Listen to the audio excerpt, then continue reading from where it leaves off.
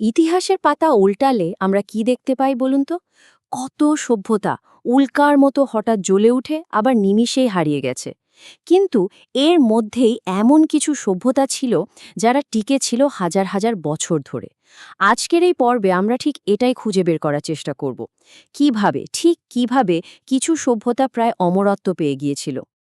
তো আসল প্রশ্নটা কি? কেন কেন কিছু সভ্যতা অন্যদের চেয়ে হাজার হাজার বছর বেশি টিকে গেল? চলুন এই ঐতিহাসিক রহস্যের গভীরে ডুব দেওয়া যাক। ব্যাপারটা একটু ভাবুন। একদিকে বেশিরভাগ সাম্রাজ্য উজ্জ্বলভাবে জ্বলে উঠে দ্রুতই শেষ, আর অন্যদিকে হাতে গোনা মাত্র কয়েকটি সভ্যতা যারা হাজার বছরেরও বেশি সময় ধরে নিজেদের অস্তিত্ব টিকিয়ে রেখেছে।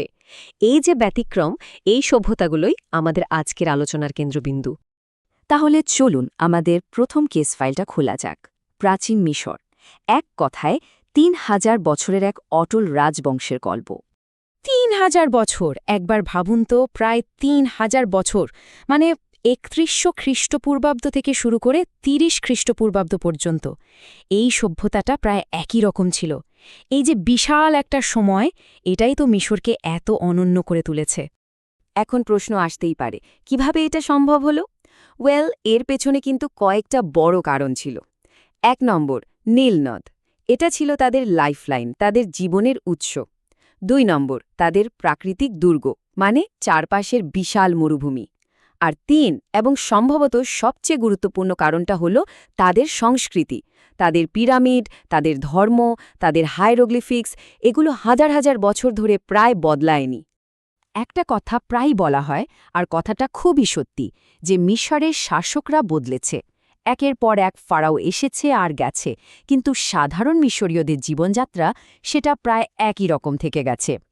এই যে সংস্কৃতির ধারাবাহিকতা, এটাই ছিল তাদের টিকে থাকার আসল চাবিকাঠি। আচ্ছা, মিশর তো গেল, এবার চলুন আমাদের পরের কেস ফাইলটা দেখি।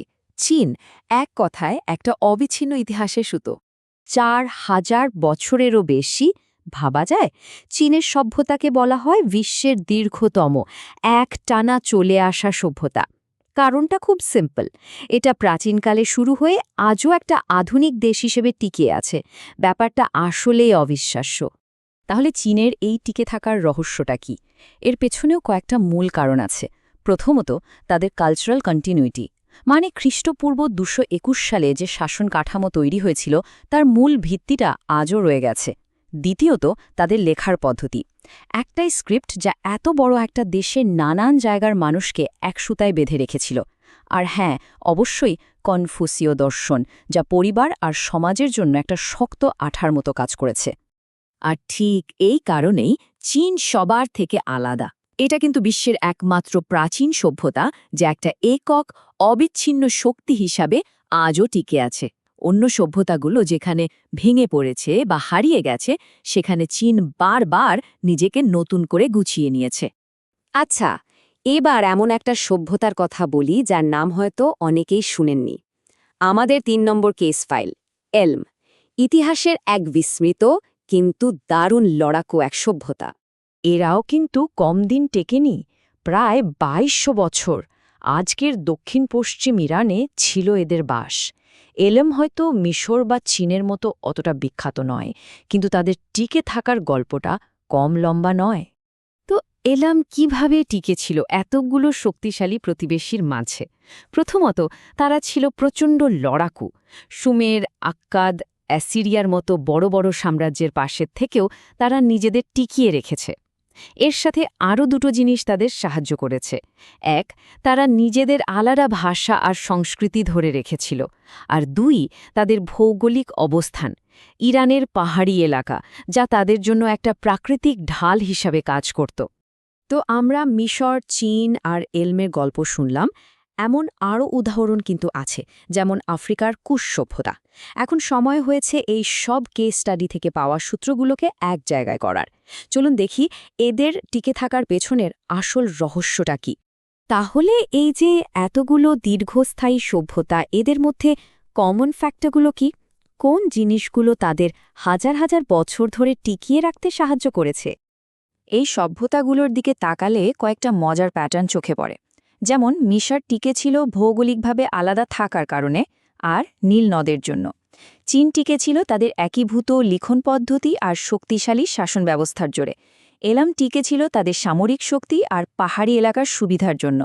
আবার কুশ সভ্যতা প্রায় ১২০০ বছর টিকে ছিল লোহা আর বাণিজ্যের ওপর তাদের নিয়ন্ত্রণের কারণে। হ্যাঁ, এদের প্রত্যেকের পতনের গল্প আলাদা, কিন্তু টিকে থাকার কৌশলের মধ্যে কিন্তু কিছু দারুণ মিল আছে। তাহলে মূল সূত্রগুলো কি দাঁড়ালো? যদি আমরা সবকিছুকে একসাথে করি, ৩টে কোর ফর্মুলা পাওয়া যায়। ১. ভৌগোলিক সুবিধা, মানে নদী, মরুভূমি বা পাহাড়ের মতো প্রাকৃতিক বাধা যা শত্রুদের সহজে ঢুকতে দিত না। ২. একটা কমন কালচার আর স্ক্রিপ্ট, একটা অভিন্ন পরিচয় যা প্রজন্ম থেকে প্রজন্মান্তরে টিকে থাকত, শাসক যেই হোক না কেন। আর ৩ নম্বর হল অ্যাডাপ্টেবিলিটি, মানে খাপ খাইয়ে নেওয়ার ক্ষমতা। এরা বাইরের আক্রমণকারীদেরও নিজেদের সংস্কৃতির মধ্যে মিশিয়ে নিতে পারত। এই ক্ষমতাটা কিন্তু অসাধারণ ছিল। শাসক বদলেছে, কিন্তু সভ্যতা টিকে গেছে। তো আমরা অতীতে টিকে থাকার ফর্মুলাগুলো তো দেখলাম, কিন্তু একটা প্রশ্ন তো থেকেই যায়, তাই না? আজকের দিনের সভ্যতাগুলো টিকে থাকাটা কোন উপাদানগুলোর উপর নির্ভর করবে? ইতিহাস থেকে পাওয়া এই শিক্ষাগুলো কি আজকের দিনেও একইভাবে কাজ করবে?